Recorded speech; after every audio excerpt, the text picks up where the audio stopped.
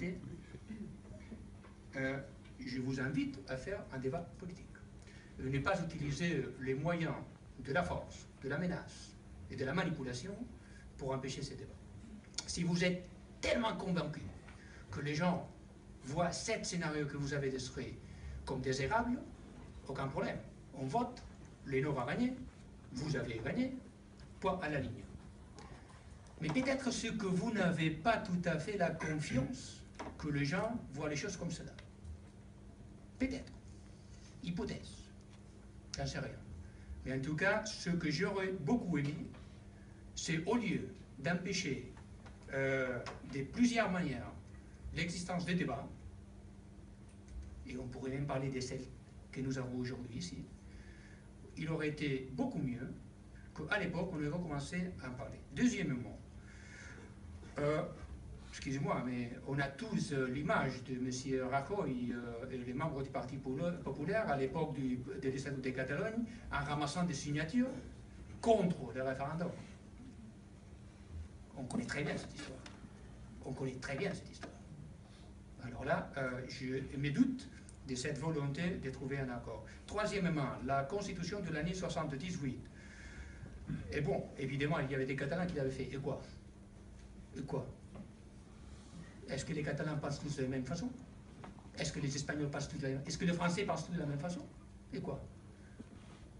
Et ensuite, à l'époque, il faut rappeler quand même que cette Constitution a été approuvée avec une présence dehors de la salle quand même importante, de l'armée.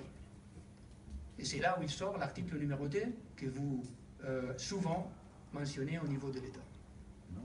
Ah oui. Et finalement, si la Constitution est tellement importante, est tellement claire, est tellement nécessaire de défendre, alors pourquoi? Nous avons violation des droits spéciaux, violation des droits des votes, violation du secret du courrier, violation de la liberté de presse. L'intervention des finances catalanes en application sans les déclarer de l'article 155 et 116 qui essaie de prendre le contrôle des institutions catalanes sans même passer la procédure prévue pour cela qui est contemplée dans la Constitution. S'il est tellement important de défendre les textes constitutionnels, pourquoi tous ces aspects qui sont absolument fondamentaux, ils sont violés d'une façon constante? C'est une question.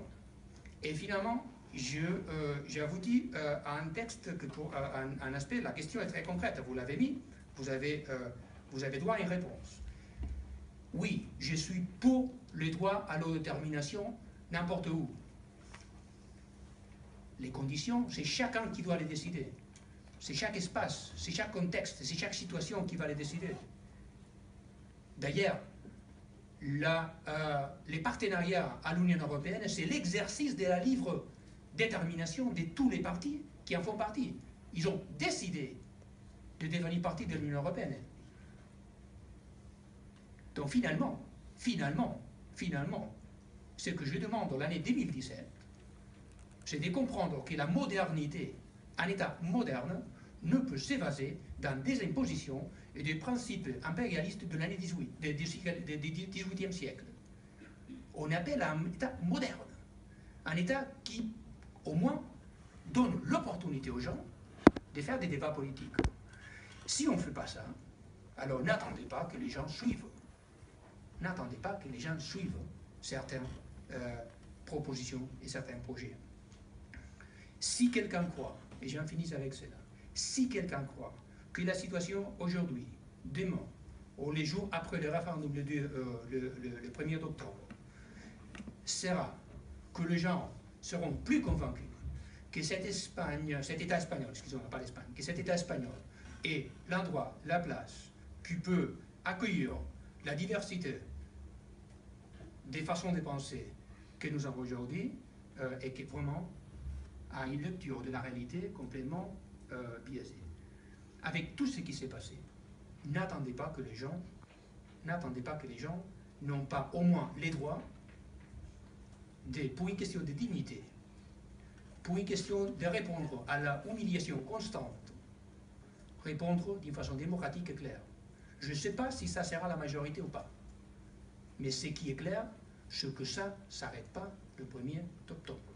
Et c'est à cause de la négative de l'État de comprendre qu'il y a des réalités différentes à celles qu'il veut imposer à autant de gens en Catalogne et en Europe.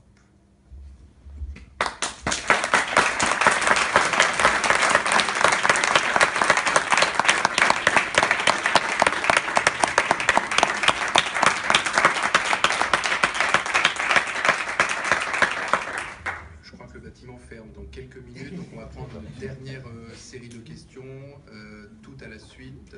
C'est par là que les mains s'étaient levées en premier et